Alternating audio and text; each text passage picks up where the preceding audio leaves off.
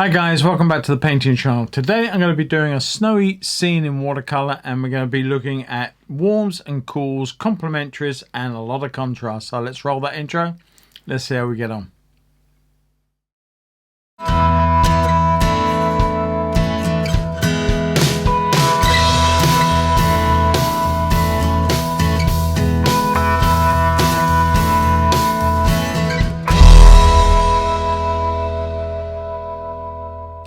Hi everybody, as I said at the start, I'm going to be doing this lovely snowy scene for you. Now it's a trackway between two banks of snow.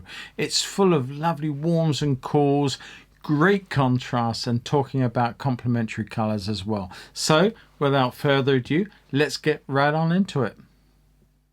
Okay guys, so before we get into it, let's just quickly speak about the paper. It's a 300-pound rough surface from Arch, and the brushes that I'm using, of course, are my Red Dot series from Rosemary & Company.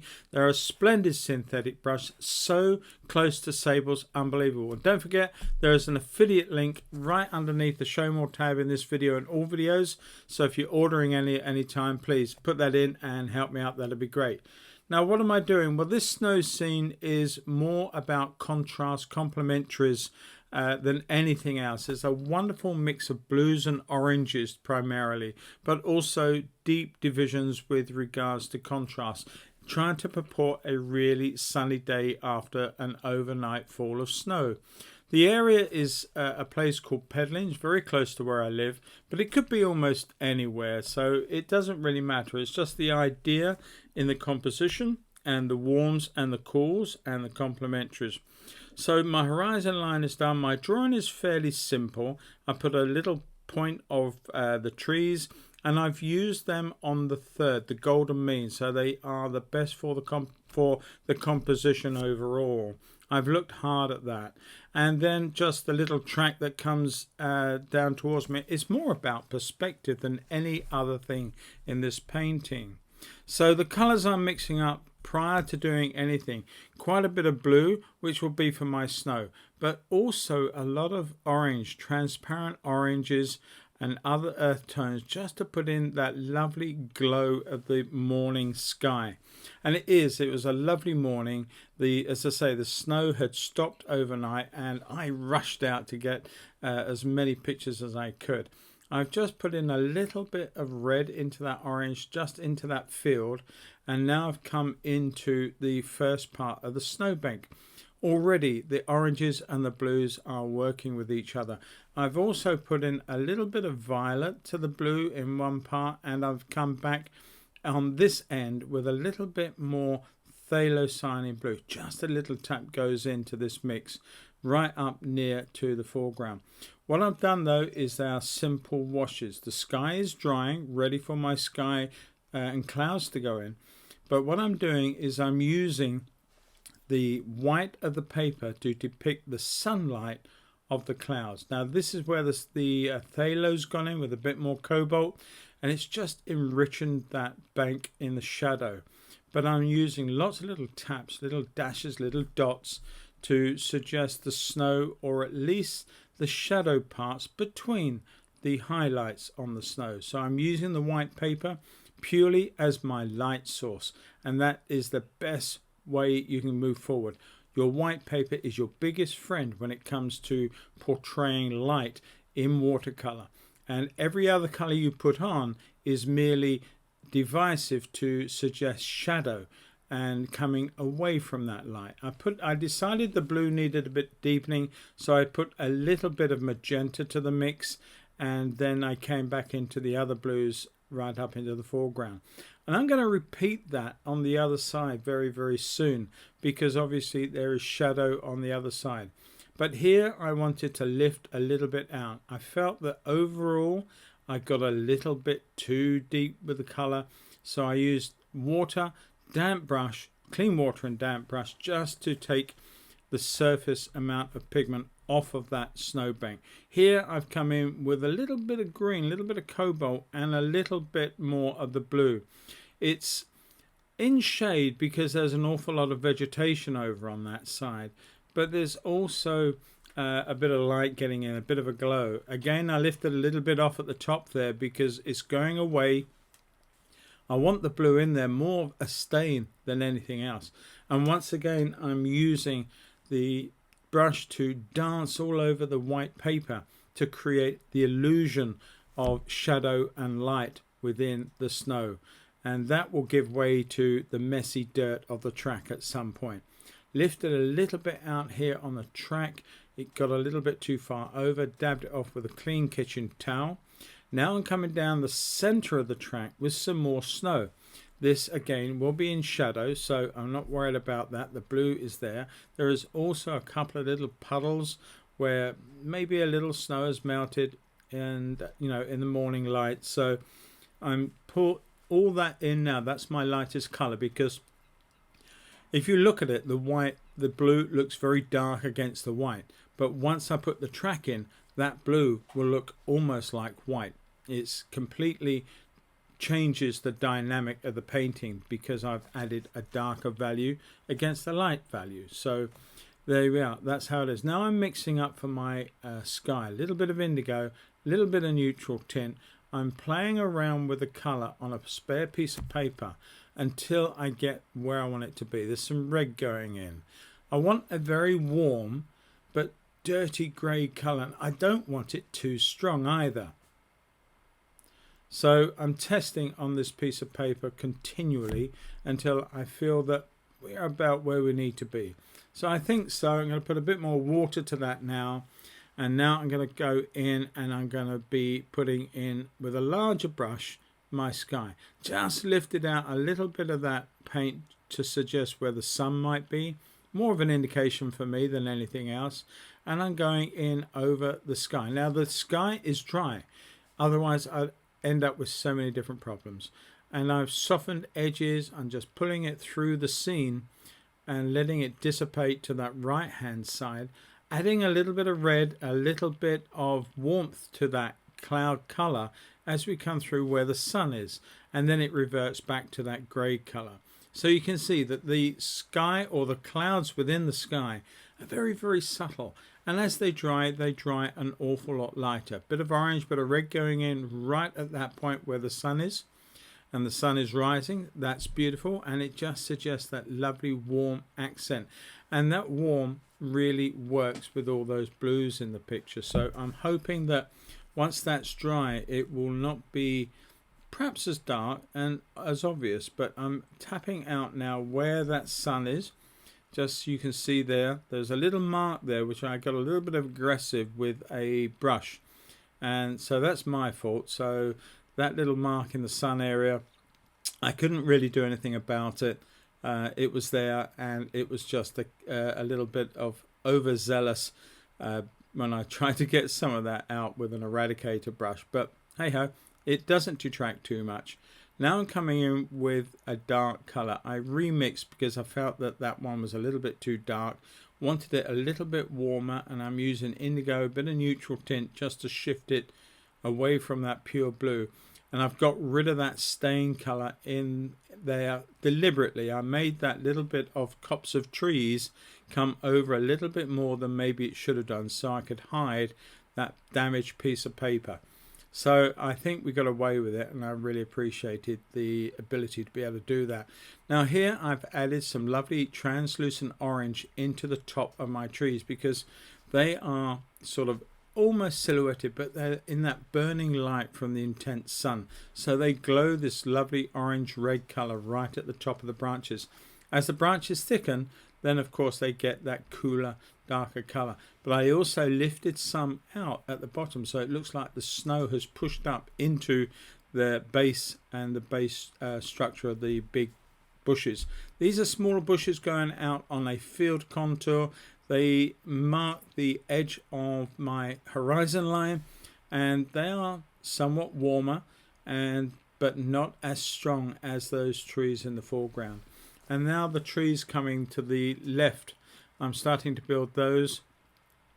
Lots of information going in here, but it's a little bit distant, some of it, and it will come a little deeper because I've got to suggest that the road goes down around the corner and onwards into the field beyond. And it's very, very difficult, especially with snow, to create so many dynamic changes in the progress or the sort of windiness of a track. But I think using these little bits of tree really works well. Now I'm putting in some of this more distant vegetation and the distant contours in the South Downs, sorry, the North Downs, what am I on about? The North Downs beyond. There's just the odd little bit of tree, copse and woodland that you can see way off, miles and miles away. But the warmth now going into this second set of bushes. They are further away on the point of a bend. I'm not quite sure what side of the track they lay. I didn't go walking down there at this point, but I added that little bit of warm accent as I did with the larger group. Now I'm popping in all those tiny bits of vegetation. I've no idea whether it's old kale or whether it's cabbage. I'm not sure what it was, but there was an awful lot of it, and it's really dark accents against the white snow, and it really was beautiful. But that blue that I put in really works well because you've got reds and blues, you've got reds in those greens, and I've made that deliberate, but they're very, very dark as well. So we're using contrast to really punch out the light in the snow. And we're going to be doing very much the same thing on the other side, but I just wanted to get this side in to suggest that how we've got the bank going up. And if you look at my lines, they sort of come down. They suggest the direction of the bank. They suggest the height of the bank. Putting a little bit more warmth in here because the ground is giving way to not just material that is growing, but also the mud in the road as well, in the trackway. Putting a little bit more definite down through here. My taps are as tiny as I can make them as we go much further away from the foreground. So they're minute little taps, but I'm not using a very small brush to do it. I'm actually using quite a large brush for that. But the brush has got a beautiful point, such as the red dot series. They've got wonderful shapes, and they do hold that point very, very well. So I can get away with a much larger brush or round brush to do the job. Doing the same thing on this side, right up on the top of the snowbank, and where that blue, that orange, and the distance look very, very similar.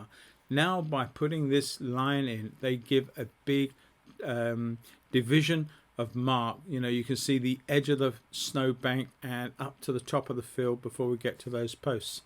But I'm using different values of the green, phthalo green, and a little bit of magenta into some of that, a little bit of reds into some of that, just shifting off the pure green because it is in stark contrast to the snow, so it doesn't give off its local color too easily.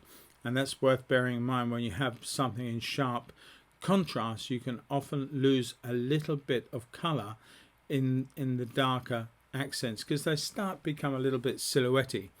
That's the right word, but you know what I mean. But the marks get a little bit more general, a little bit bigger as we get right up close. Therefore, I'm creating scale. Now, as I said just now, very, very tiny way back in the distance. But as we come up to the area right in front of me, to the right of my hand, then we are making much bigger marks. I'm making a little bit of sense that these going right up into those trees and bushes now. So I'm driving some of those dark marks right up into there and actually connecting those to some of the base of the tree. Suggests that the bush has got a darker mass, some trunks and things like that. So that's what I'm doing, connecting dark values, dark shapes with each other, and you get this continuous thing. Now I'm starting to use one of two brushes. You've got either choice, lovely sword liner or indeed a lovely rigger. Both will do the very, very same job, and you can get away either one. You don't have to rush out and buy two, but hey, if you've got the money and you don't mind it, they're not that expensive. I would get one of each anyway, because the sword liner is a lovely brush for creating really slashy sort of marks to suggest vegetation. But I'm going to show you using both anyway, doing this tree. This is the tall tree that's in that copse of trees way off there, and they're also on the focal point of my picture. It's on the what's called the golden mean. It's a third down, it's a third in, and therefore it's the optimum position to put your point of interest, your, you know, the real bit that you want to pull people into. And you know, you can imagine you're walking down the track and that is your target. That's the place you're walking to, as it were. And therefore, you know, you're guided into the picture, and everything, all those lines, those receding lines of the snowbank, the track itself, all lead you to that tree. So it's perfectly positioned. Now I'm putting in some sort of siennas and a little bit of red into my track. Looks very, very rich right now, but it will dry out much paler. But there is some darker accents way down there at that point on the turn, on the bend. There is also a little bit of a sleeping policeman type thing, a ridge across there. I didn't put it in, I just left that. There was no need for that. It really wouldn't have described very well as in the painting. But you can see I'm painting the negative spaces around the snow. I'm painting the track, but I'm leaving all those lovely little blue accents that I put in earlier on in my painting. If you remember back, that's why I said that blue was much darker than the white paper, and now it appears extremely white against that lovely dark warm colors of the track. And that's just the effect of using tonal shift throughout your painting. High contrast, low contrast, but the differences will show up, one color to be lighter than another by the color that is put directly next to it. I hope that makes a bit of sense, but it's not just the color that you're using, it's actually the effect of the color that sits right next to it that will affect how we perceive it to be light or dark. That's a bit better, I think. I think that's a little bit more understandable. Now I'm coming in with a little bit more dark, a little bit of that greenier colors. I'm using the sword liner just to almost scribble in these tiny little marks that are bits of dirt, little bits of debris across the track. But if you look, I'm using an oval shape. I'm trying to suggest that there is a bump in the middle of the track overall. That's why the snow is sitting down the center line and it's sort of a little bit higher than those bits at the edges. So I'm using that little shape to the way I draw those lines. But I'm moving forward and I'm suggesting now somebody may have gone through here with a pedal cycle or something. Often you get cyclists run through the track, maybe running a dog or something. And so there's these little tracks. They are literally drawn strokes, drawn lines. But as they come forward, I'm still looking at the sense of perspective. They draw out and they draw bigger as they come to me. And all of these lines are directional. They're pushing you further and further into the picture and around that bend just to see what's around the corner. But everything I'm doing now is just the I's and T's. The grunt of the picture, the main part of the picture has been done. All we're doing is we're just finishing off everything and putting those final little touches. Little bit of dark, little bit of sienna, sepia going in. There's a bit of dirt right in the center of that part of the puddle. I've got the water reflection coming through or depression in the puddle. But I'm also putting dark marks, and those are extreme contrast marks, and edging around the shape of the puddle. As you can see, I've done a whole lot more. I'm just joining and linking some of the snow, some of the dirt from the track up into the snow. And the last part we're going to be doing is nice little bits of warm complementary oranges into some of the larger bits of growth that stick out through the snow. But where they dissect the blue, they really pop. I can't tell you. I love putting these little marks in, just those old sticks from old growth from earlier in the season. But they are orangey, warm colors. And look at perspective. Don't just put the same size everywhere. Make them smaller, thinner, the further you go back. But you can have them laying at different angles. I decided here just to put a bit more dark in, something just a little bit heavier, and it adds weight to the bottom of the picture. Sometimes I do like to put in a weighty cast shadow across the bottom of the picture. If I can get away with it, it just adds weight to your painting. I couldn't do that here, so what I simply did is put some darker marks in. They in themselves add more weight to the picture, and I'm putting some dark sticks in, just little touches to give the illusion of distance and foreground and depth of color in the foreground and less color maybe into the background. But we're almost finished. I put a lot of bits of information in on the other side as well, so I'm getting ready to finish this off and sign it. It is just I's and T's. In fact, I'm getting to the point where I could almost say I'm overworking it. I've enjoyed it though. It's been a whole heap of fun, and I catch each and every one of you in the next video, which I'm guessing it will be in the new year by the time the next one comes out. This one's coming out a little day earlier, so look out for that. Catch you all soon. Bye bye. Okay everybody, one snow scene completed. Now I really did enjoy painting this one for you today. I always love painting snow scenes because there's so much variety of warm and cool colors and complementaries to be had doing them. So I enjoy that process, and I do hope that you actually enjoyed it too. And moreover, I'm sure and hope that you got something from it that you can move on with in your own paintings in the future. And on that subject, if you really do fancy having a go at this one, and I do hope you do, or to many of my other videos on here already, if you want to look at those and have a go at any of those, then all the references to all my videos are free to download from my Patreon. So nip on over there, have a look round, and if you enjoy it, you may even want to become a patron, but that is not a prerequisite to downloading that reference. Download it, have a go at yourself. But one thing I will say, there is a brand new Facebook group that I've created purely for everybody around the world who watches my videos and then has a go at one of them and does their own versions, and I really hope many people do. But if you want somewhere to showcase that, look out for that group. It's called Painting with Paul Apps. Quite simply, Painting with Paul Apps, and you have to ask to join. You'll be admitted, and it's a great way that you can upload your versions of my videos and my tutorials and get to know other people that are doing just the same thing. And I hope in time it will build into a massively good, friendly, happy community of like-minded people.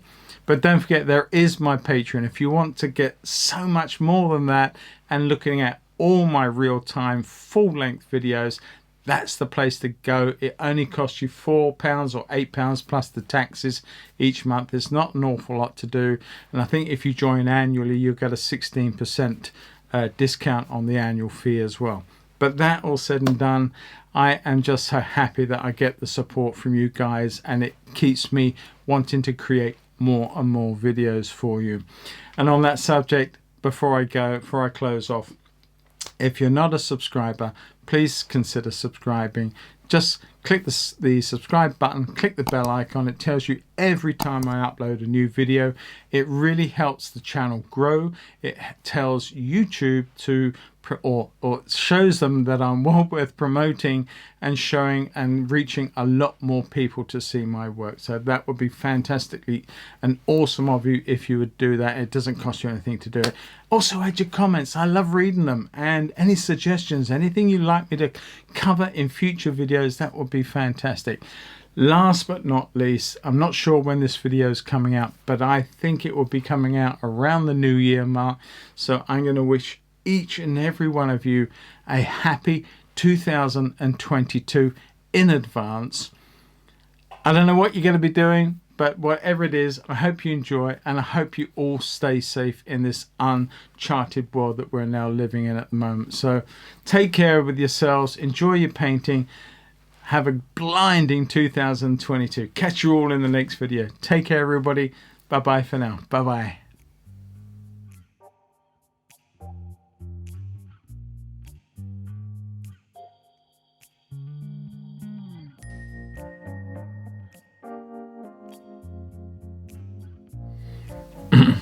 Hi everybody, welcome back. As I said at the start, I'm going to do a watercolor no, it's always a watercolor. A lot about contrast too. So stick around, let's get on. Stick around. Please stick around. Hi everybody, welcome back. As I said at the start, I'm going to be doing a lovely watercolor. No, I know that. Well, I am doing that. With contrast. So let's roll that intro. No, we've done that bit. I've done the intro bit. Start that again then. Hi everybody and welcome back. As I said at the start, I'm going to be doing a lovely watercolor for you of some snow. Now it's all about warms and cools, contrast and complementary color. Hi everybody, welcome back. As I said at the start, I'm going to be doing a lovely snowy watercolour. Hi everybody, welcome back. As I said at the start, I'm going to be doing a lovely snowy waterfall. It's twice. Snow. It's full of lovely warms and cools, great contrast, and lots of talking about complementary colours.